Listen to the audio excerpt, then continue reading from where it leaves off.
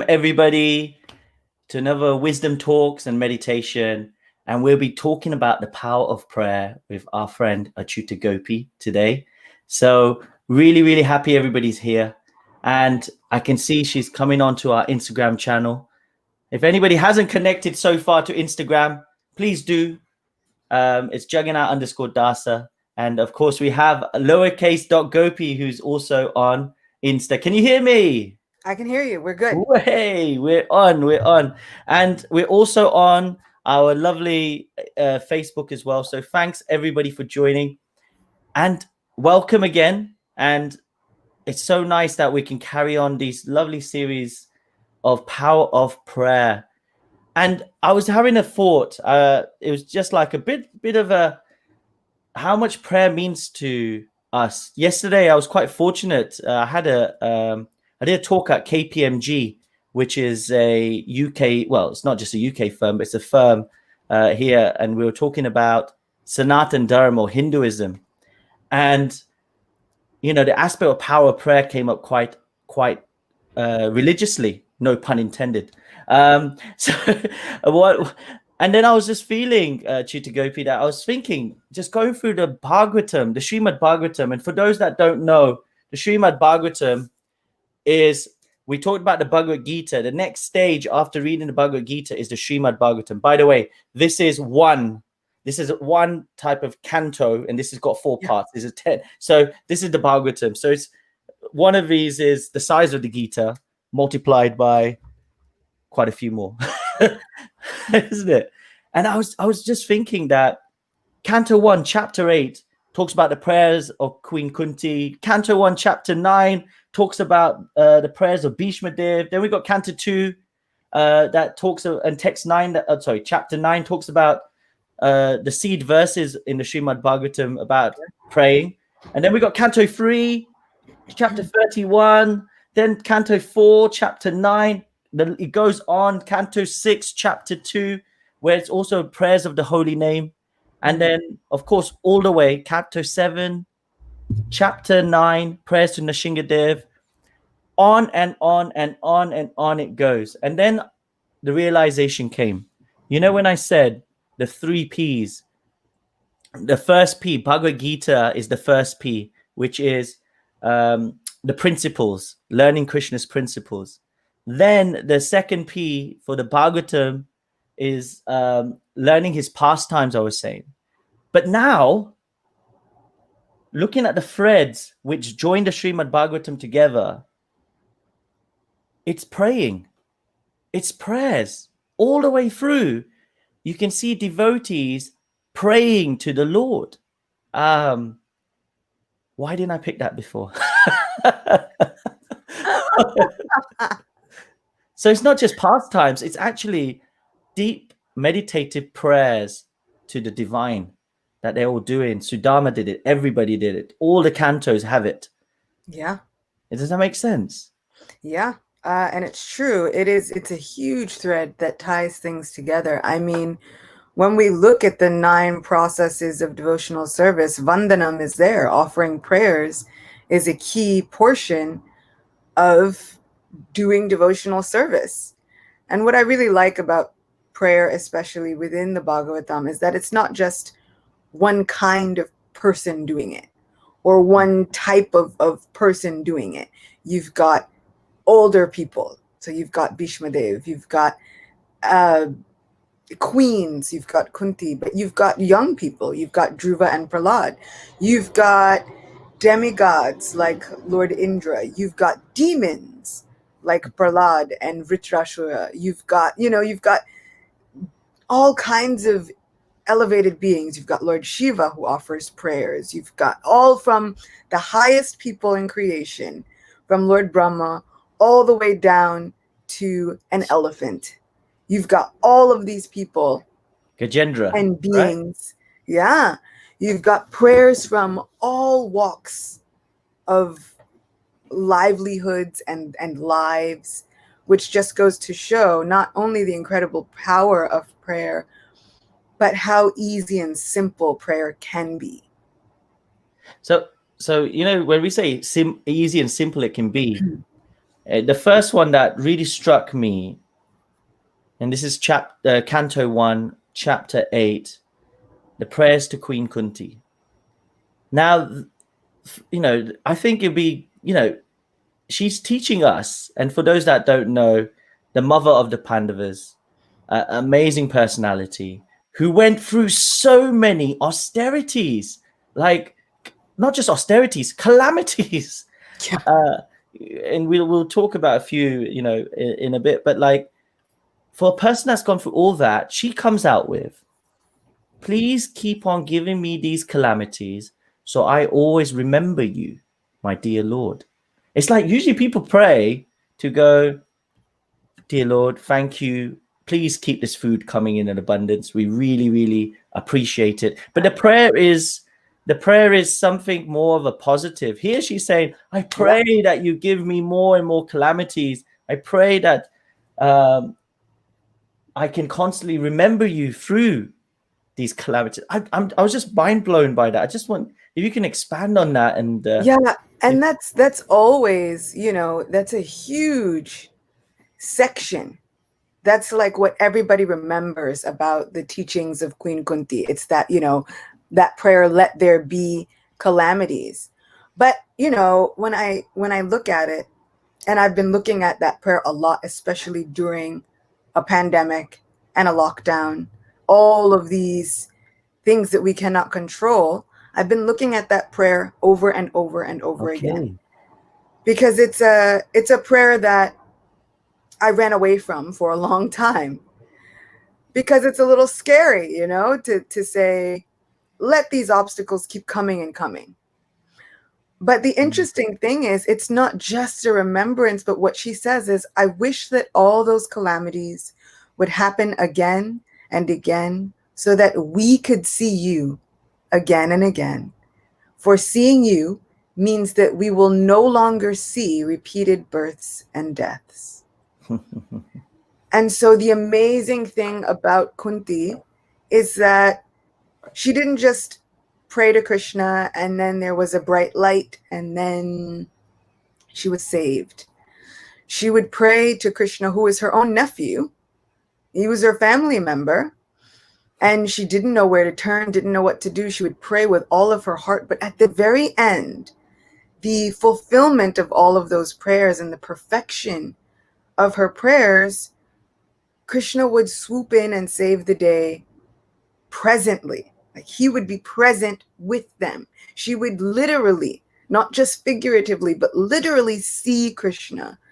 And Bhagavatam and Krishna book and so many other books describe how he would touch her feet. She would embrace him. She would smell his head, which is such a way of showing affection in Vedic culture and of giving blessings. But if you think about it, also just one of the sweetest ways of being able to relate to someone. If you think about someone younger than you, you hug your child or you hug your niece or nephew and they're smaller and you hug them and then you smell them and they've got this amazing baby smell.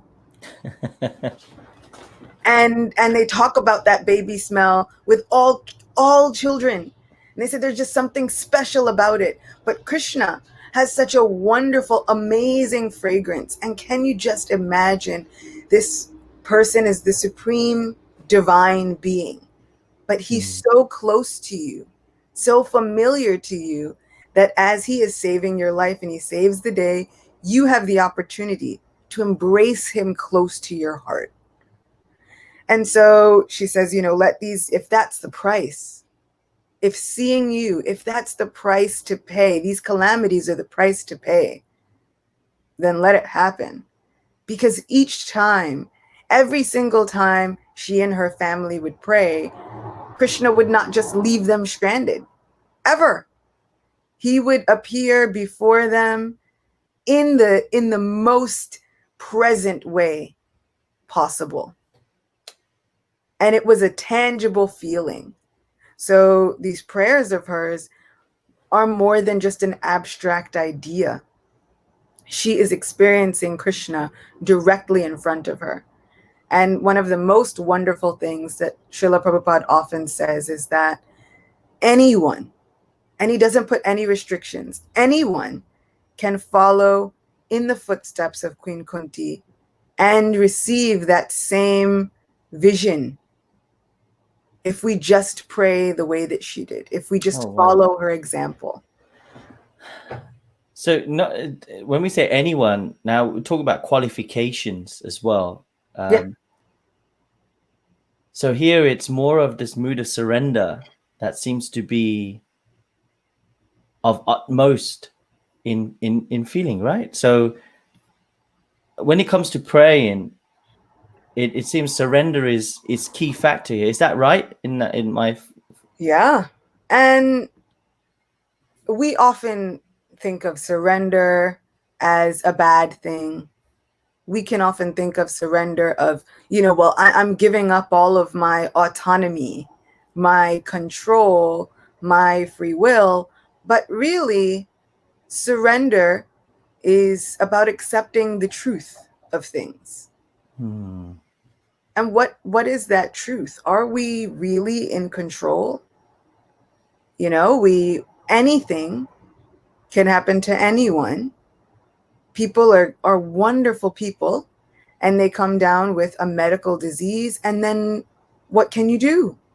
Do we have control over that to be able to say, okay, material nature, stop, and everything just goes our way? Do we have any control to tell a pandemic to just go away?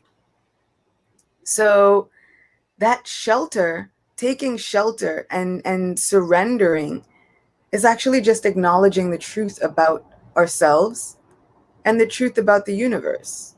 It's acknowledging that fact. Of course, we don't like to acknowledge it because it makes us feel powerless. But what are we really acknowledging?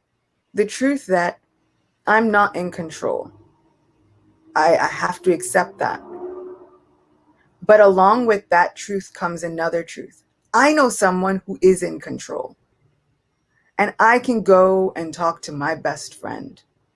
I can go and I can pray and take shelter of the divine who is in control. It's like if we knew the president, there are some things that we would know we wouldn't have to handle ourselves, because we know either the prime minister or the president, we know the most powerful person in our governmental structure. Then we wouldn't be taking care of, whatever petty administrative work that we might think that we need to handle ourselves, because we know we are friends with the most important person in the government. So it's like, I'm going to go to my friend and ask them for help. And it's the same here, just on a divine level. We are friends with and forever having a relationship with the most supreme divine being. So on having this relationship, and today we the focus we were thinking about is Queen Kunti, and there's one thing from the teachings of Queen Kunti, chapter 4. It's mentioned that everyone has experienced that material pleasures come to an end. Spiritual enjoyment, however, does not end. Rather, it increases. That is the difference. So here, Queen Kunti as well is showing that how she's so, coming from a kingdom, had so much material wealth, but she had this notion, she knew all this material thing, relationships, all this is going to end. But spiritual enjoyment, however, does not end. And that's why I think that, this attachment. But can we, regarding her and her pastime, what type of calamities did she go through? Just for in case people on this don't know, I think it would be nice to hear a few of those. Yeah. She was a princess. She got married to an extremely capable warrior. He was a king. She was going to be the queen of the most celebrated kingdom in all of the world at that time. And then her husband gets cursed. And he decides to live life in the forest. And through so many different divine loopholes, she has children. So now Yes, I like that. she's got 5 boys. 5 rambunctious, eager, divine, celestial boys. And then her husband dies. And she's got to carry on as now, in modern day terms, she's like a single mom. And she's got to carry on with 5 boys. So she goes back to her husband's kingdom, which by all rights should be giving her shelter. So in essence, she goes to her government, who happen to be her family, her in-laws, who should be sheltering her like their very own daughter. And when she gets there, they begin to commit injustice after injustice against her. They try to kill one of her sons by feeding him poison when he's a kid. So they're maybe, 8 to 10 years old. And they try to feed one of her children poison just because they didn't like him. And this is the prince of her government. And then they send her and her sons to a different, like, summer cottage, a summer palace, if you will. And they have a festival, and they try to burn them all down. Burn it down. Made of. It was not even a normal castle, was it? It was made of like the most wax flammable type material of, ever. And then they tried to burn them down. So in essence, Kunti and her sons, they go to their government, and then their government systematically tries to kill them off again and again. And time after time, Kunti prays to the other half of her family, who luckily happens to be the supreme divine being. And he swoops in, and she acknowledges that I know that there is no other way that we could have made it out of these calamities without having been saved by you. Even if it seemed as though you weren't physically present, I know who's behind the saving. I know it's been you time after time. How many times have we prayed or been brought to our knees by life, and we pray for a solution, and then the solution comes, and then we say, wow, I'm glad I did that on my own, you know? How many times do we forget to acknowledge who's really doing the saving?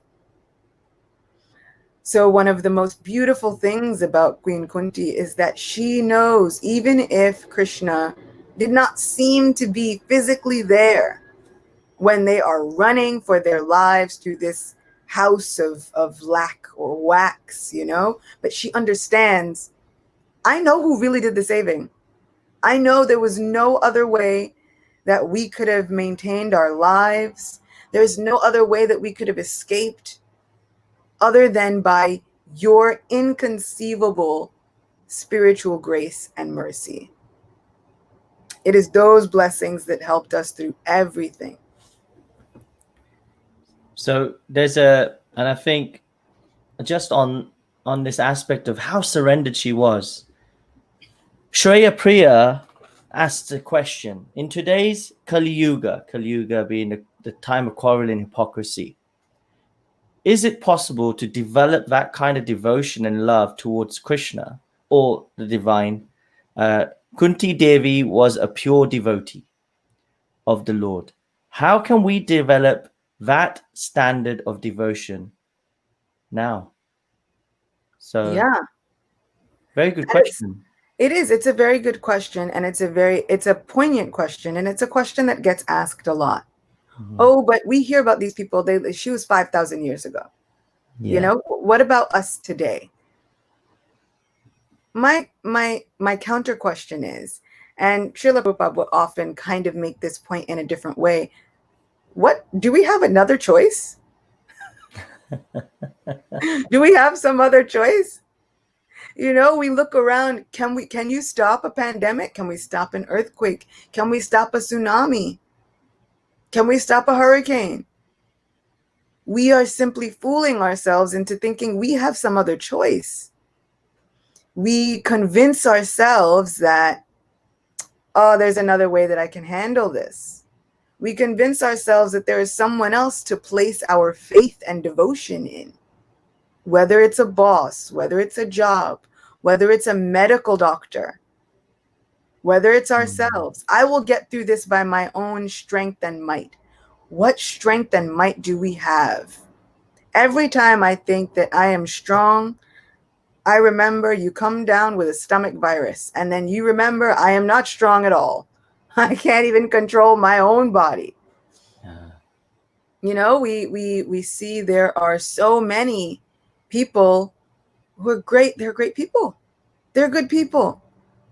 But everyone is forced to surrender in some way or other, whether through life and medical situations that come upon us, which don't have to be considered terrible karma. Yeah. You know, we spoke a few weeks ago about Bhakti Tirtha Maharaj, and he had a terrible cancer, but he looked at his cancer as the greatest blessing. He said, I know where I'm going, and I wouldn't give up my position for anyone in the world. In fact, he said, it doesn't get any better than this. And the doctors were saying, he is in unimaginable pain. These tumors come with a pain, you know, and there were tumors everywhere. But he says, it doesn't get any better than this.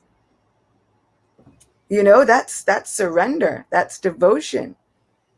Because he's looking at it saying, you know, what other option do I have?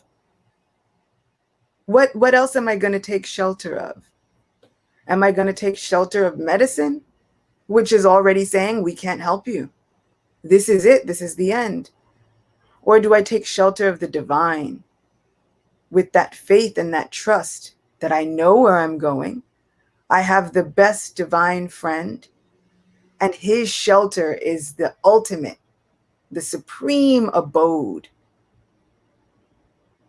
So, you know, we look at it, and in the Mahabharata, there is a very incredible instruction.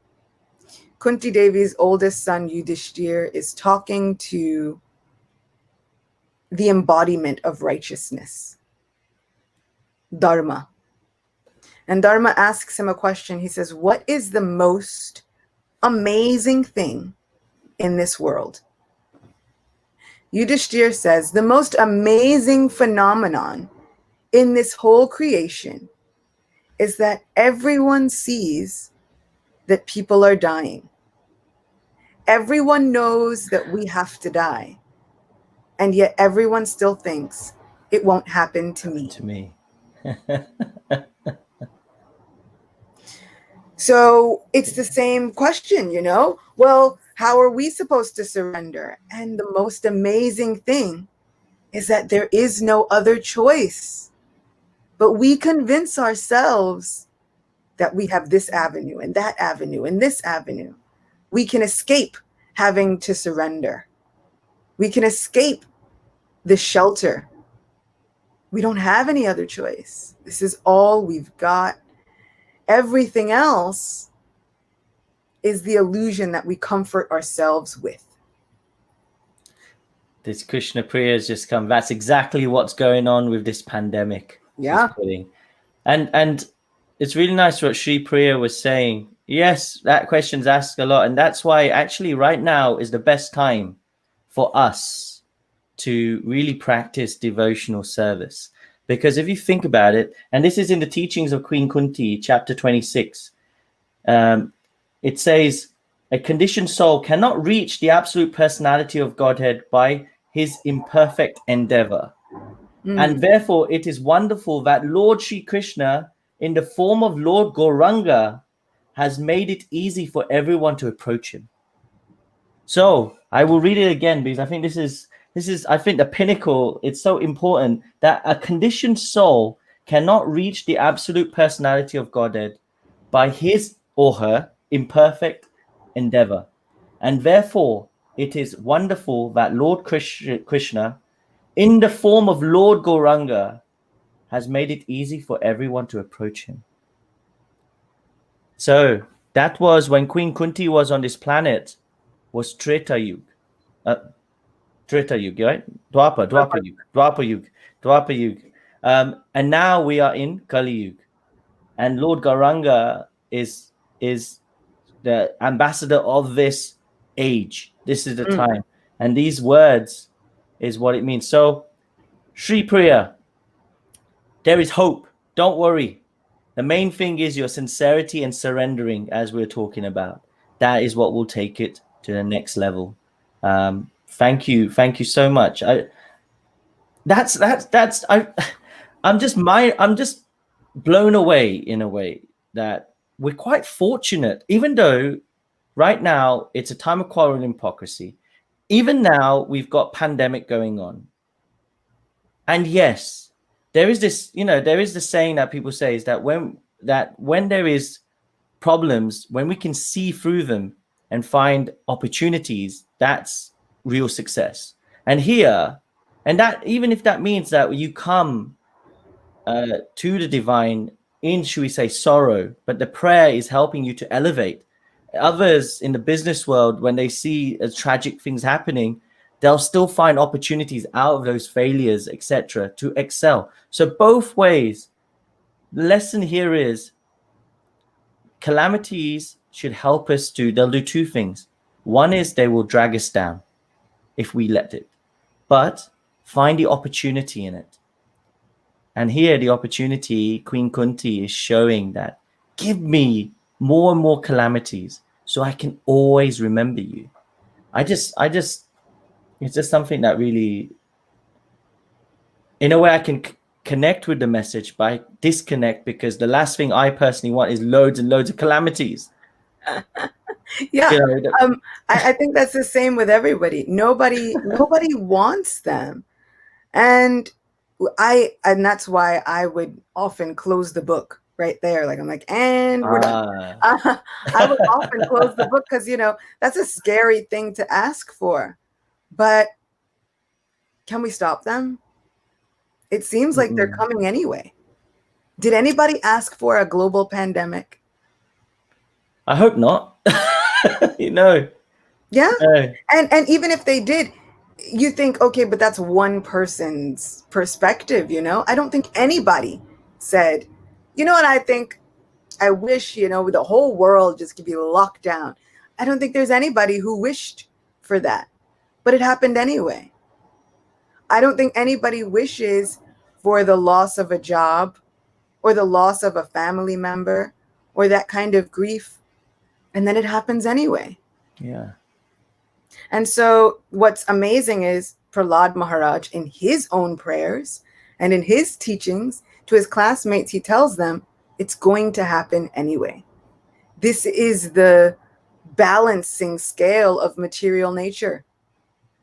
It's all going to be arranged by material nature anyway. So I think that Queen Kunti is just being honest. She's like, these calamities are going to keep coming. She didn't ask to try and be burned alive. She didn't ask for her sons to be killed off or try attempted murder on their lives again and again. She didn't ask for their kingdom to be ripped from them. She didn't ask for any of that. She was a good person. She didn't even really necessarily have, everybody's like, oh, but that's your karma. She didn't really have that. We look at it and we see this is it. Everybody says, oh, but that's a pure devotee. But did it mean that her life was free from all anything? No. And so you can't even say, oh, it was her karma. This is what happens within this material creation. We look at Lord Ram. Was he free from calamities? Every step of his life, there was calamity, obstacle. And we can't even say that he had karma. He's God. So to then, to tell someone, oh, well, it's just your karma. You just get over it and it'll all happen. And how can we? Because this is what happens. Sri Ram Queen Kunti, these elevated beings are showing, this is what happens in this place. These calamities are going to occur. How do they deal with it? It seems like a get out clause sometimes, isn't it? Well, oh, it's your karma. Yeah. Yeah. It's your karma. Don't take it from that point. And I agree. But there is something that Pooja G has put. How can we build trust in Krishna's plan? Since we say it's karma, so let's see this. How can we build trust in Krishna's plan for us and having unflinching faith in Krishna during the most difficult times and joyful episodes in life? How can we? That's a really good. I'm loving these questions, everybody. Really good. And I can see also Priya, and I just I think it was Krishna Priya. She also put something on similar vibe. Some people say it's Mother Nature trying to teach us a lesson. Any thoughts? So here we go. So there, how can we build trust in Krishna's plan for us and have unflinching faith in this? Yeah. In terms of trusting Krishna's plan, again, I say, okay, if we were to look at this, you were, project manager. You're used to leading teams. And so sometimes when you get into an obstacle, you just want to lay all the alternatives on the table for everyone to really just admire and look at from afar. So if we step back and we look at it from an objective standpoint, what are our alternatives? Here we have Krishna's plan. And we're thinking, okay, I don't know if I like that. I don't know if I like this plan. This plan, sometimes it stings, it burns. I don't know, it feels a little bit, it hurts me on the inside. Then we look at what's our alternative. We have our plan. And, if you ever ask, okay, what's your plan? A lot of people are like, I don't know. I'm just trying to get through life.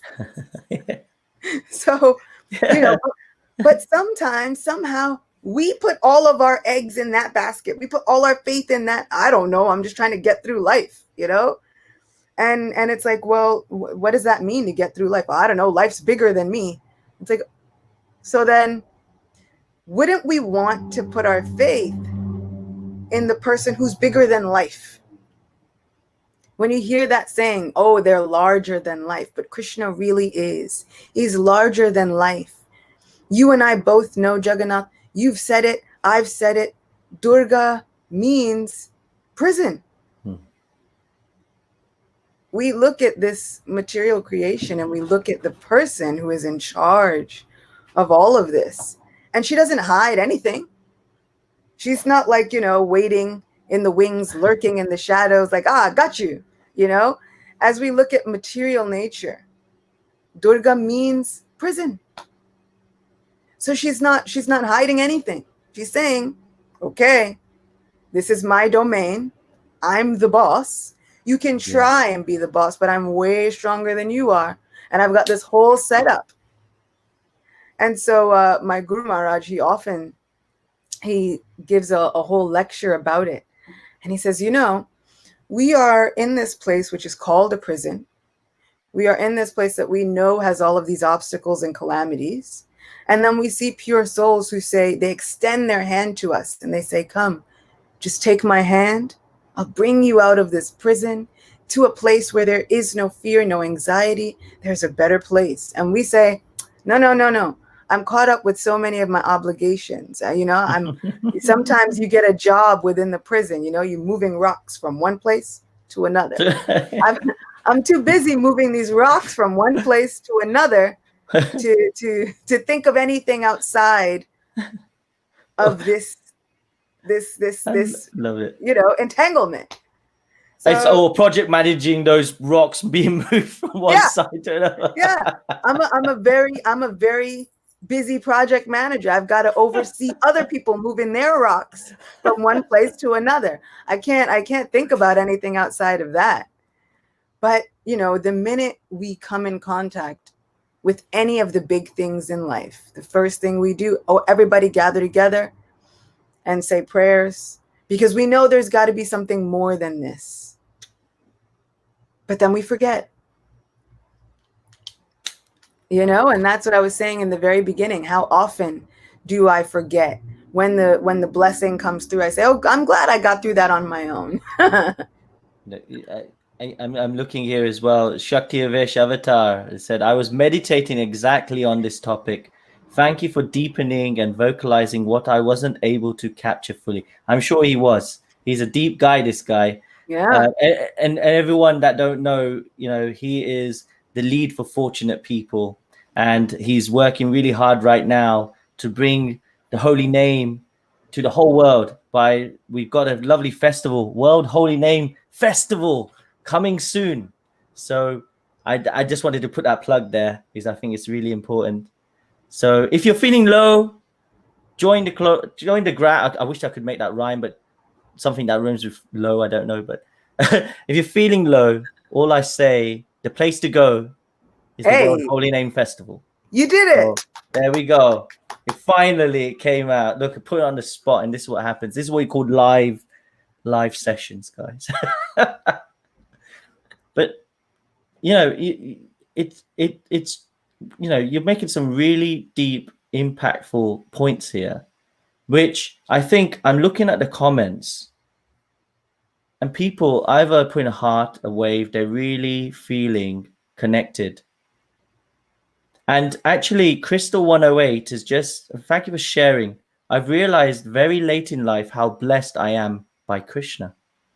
And Papa Prami, yes, if you ever come to West Bengal in India, he will get a chance to meet you. So keep that in mind, Acyuta Gopi, and thank you for that. So no, and I'm liking everyone's comments here. So Queen Kunti, we can see she had a hard life. We can see her devotion and surrender.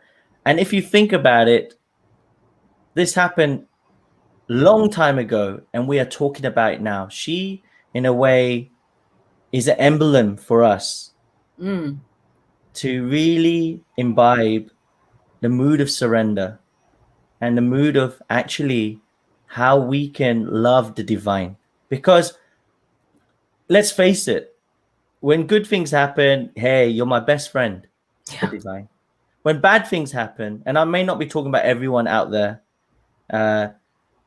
we go, yeah, what are you doing? Yeah, why why are you doing this to me right now? You know, are you there?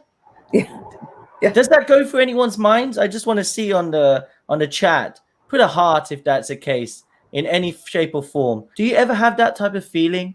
I know that happens for me. Oh, it happens to me as well. And this is the reason of power association is so important. That sometimes you think, why is this happening? Why divine? Mira is saying yes, and she's putting the hearts as well. Yes, so, and I can see, yeah, Sonam's putting some comments on this as well. So, Yeah. and Crystal agrees, Nidhi Yadav agrees, and And you Gopal know, Das, yeah. So, what's so amazing about it is we have these viewpoints, like you said. You know, when things are going well, we think, yes, you're my best friend, and we still don't pay that much attention. And then when things are not going well, we say, why are you doing this to me? And sometimes we still don't pay that much attention, not to the person. You know, we're not paying attention to who Krishna is, what he likes, what he looks like, his family, his activities. We're more focused on, but save me, save me, save me, save me, save me, save me. So in both cases, and Bhakti Tirtha Maharaj and my Guru Maharaj both speak about the fact that we have to endeavor in our lives, that humility is about taking ourselves out of the center. And that becomes the key to looking at life as a service. Trying to serve, taking ourselves out of the center, because most of these prayers that we are trying to cultivate and say have us in the center. Oh, things are going well for me, so I want to pray and say thank you because you made my life comfortable. Things are not going well for me, so I want to pray and say you should make me more comfortable. But when we start to evolve past that, looking at the fact that there's an ocean out there and there are going to be waves. We don't tell the ocean to stop having waves. We understand the nature of the ocean. That's what the ocean is going to do. And then we start understanding our place. We learn to surf. We learn to get a boat. We learn to sail. We learn to adapt. So we learn the nature of ourselves, and then we change ourselves to fit the nature of the ocean, because we understand the ocean is so much bigger than we are. It has to be the same with life. We have to look at life as, and it takes an amount of being honest and really saying, life is bigger than me. Yeah. Material nature is bigger than me. And there is no me conquering all that I see. We have to let go of that mentality that we are going to be the conquerors. That's it. Because it makes us frustrated. Yes. And we'll never be truthful about who we are as long as we have this mentality that, but you know what, one day I'm going to conquer it all. There's this in the material sense, because sometimes when we think we can control everything and we don't, that's number one, it makes us feel frustrated. It also delusions us. Yeah. And dare I say, it's a sign of madness, because we have to understand there's things we can control and there's things we can't. And this is something I think would be very good, everybody, that if you can do a little exercise, think about the things that are affecting you right now. And I want you to put into two quadrants. And one side is, can I do something about it? And the second quadrant is, I want you to put the items that can I do something about it? Can I not do anything about it? And when you put into that quadrant, what it does, it makes us focus on the things we can control. And the things we can't, we just, in a way, this mood of surrender is what brings it more to life. So I want everyone to try this. All the problems that you feel or anything, can after you list it down, make two sides. Can I do something about it? Can I control this? Can I not? And then I want you to write it on each side. Be honest with yourself. What you can is in your control and what's not. And then pray. Yeah. Because I, like you, I have taken stock of my whole life condition. You know, this pandemic, it gives you a lot of time. You have to really take inventory. What am I facing, and can I control it? Yeah. And the more that you, like you said, you write it down, and that's why I'm such a good project manager, you know, laying everything out on the table for observation. The more that you write it down, the more that you see there is very little within my control. Yeah. Basically, I can't control my health. I can't control my family. I can't control my house. You can go to work and make the best money every day, and then the stock market can crash and you can lose everything, and your house is where? You know, you can be the best employee ever, but if a pandemic comes and wipes out your job, you've got nothing. You know, it didn't matter that you were employee of the month every month.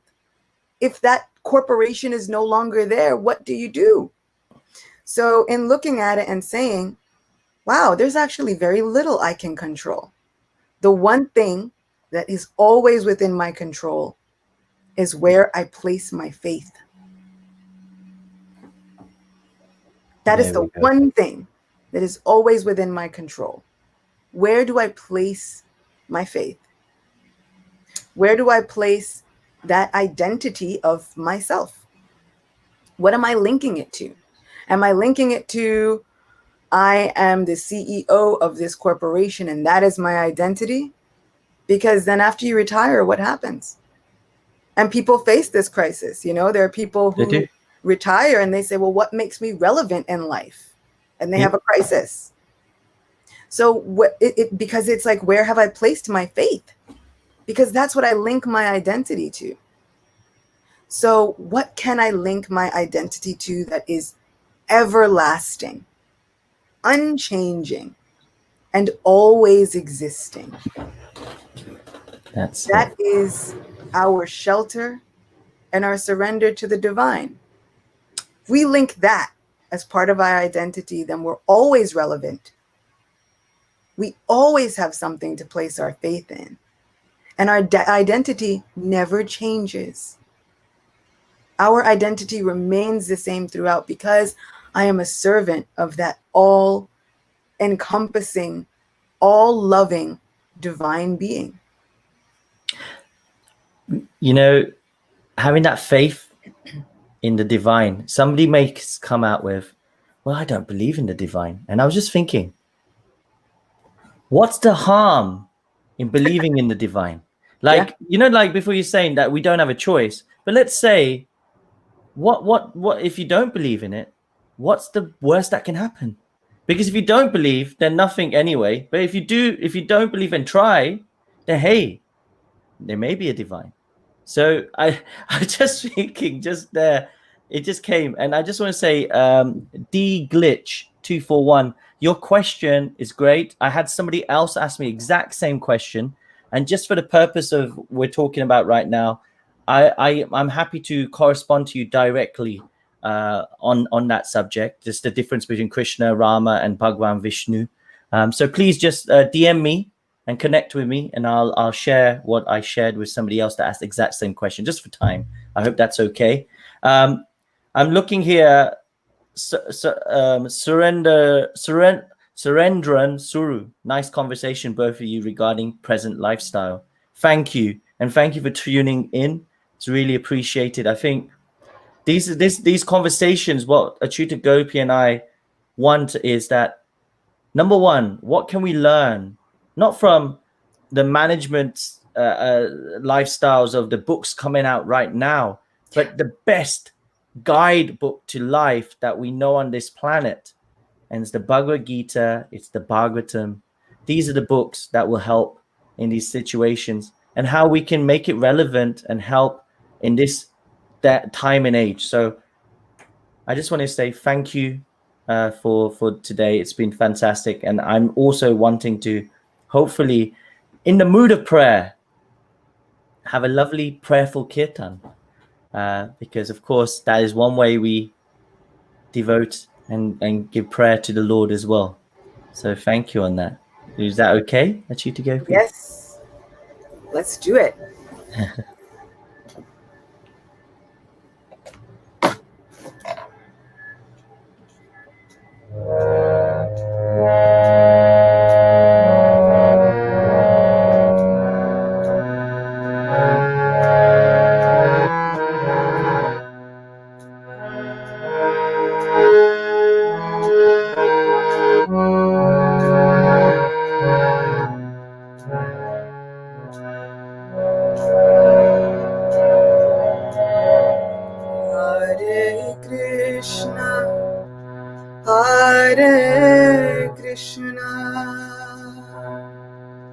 Krishna Krishna, Hare Hare,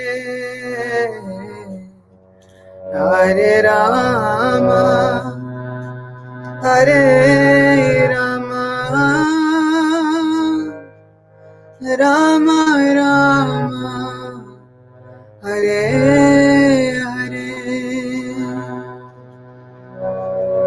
Hare Krishna, Hare Krishna, Krishna Krishna, Hare Hare, Hare Rama, Hare Rama, Rama Rama, Hare Hare, Hare Krishna, Hare Krishna, Krishna Krishna, Hare Hare, Hare Rama, Hare Rama,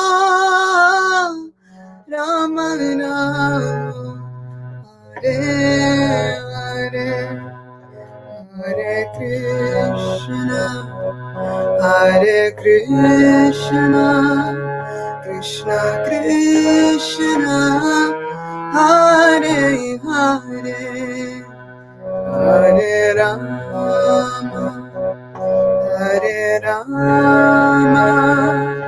Rama Rama, Hare Hare, Hare Krishna, Hare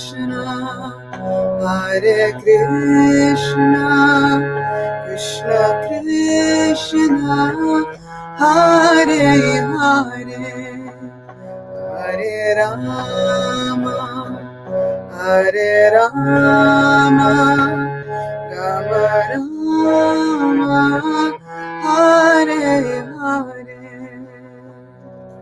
Hare Krishna, Hare Krishna, Krishna Krishna, Hare Hare, Hare Rama, Hare Rama, Rama Rama, Hare Hare,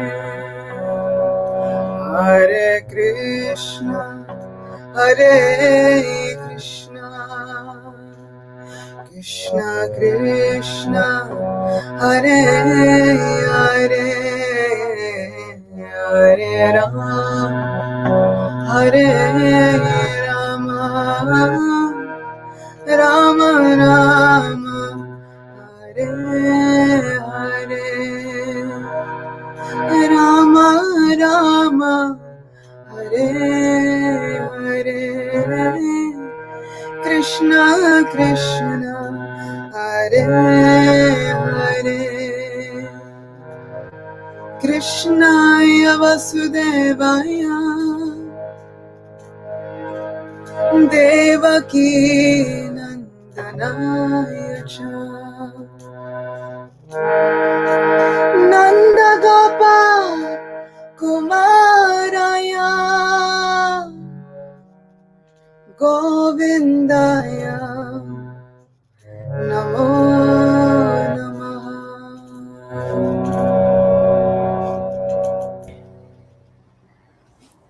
Thank you so much for another uplifting conversation and kirtan. And we talked about Queen Kunti and the prayers of Queen Kunti. It's just, and thank you everybody that joined in. I've had so many comments coming through about your kirtan. You sing with so much devotion. Just loved it. Thanks for the amazing topic. And then we've got everyone just saying thank you. Time well spent by Nidhi Yadav. Thank you very much for joining.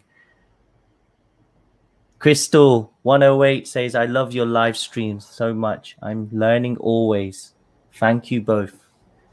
So thank you very much, Acyuta Gopi. And also I want to let everyone know that some of the realizations and some of the inspiration that we're talking about also is documented in the Prema Mala in the form of poems by Acyuta Gopi. So if you would like to get your copy, please do put in your web page www.mybook.to/Prema, Prema. And of course, do follow her on, we've got Facebook, Acyuta Gopi, YouTube, Acyuta Gopi as well. But you've changed your name on Instagram to Govinda Girl _lowercase.gopi. So I just added. You will never forget. You're never gonna forget that now. So it's Govinda Girl, right? _lowercase.gopi. I would try and spell that out, but it'll be at the top. No, it's okay. It's on there, so please do connect up there as well. And if you like what you're hearing and you have any questions, connect with Acyuta Gopi. You can also connect with myself on Instagram, Jagannath_Dasa, and YouTube as well, Jagannath Dasa. So these are the platforms that we're trying to serve on, and your support and contributions are really welcome. So on that basis, I just wanted to just let everybody know as well that the next... You got hurt. You've got my little daughter just coming, so I have to go in a sec. So we're just gonna go. But I just want everybody to know that on Saturday. Hey, you want to say hi? Sweet. On Saturday, yes, on Saturday we will be having His Grace Pankaj Janri Prabhu and Jani Vas Prabhu joining us. Wow. So please do join in, and it's going to be a fantastic session. So on that basis, I will now say bye bye. Hare Krishna. Hare Krishna.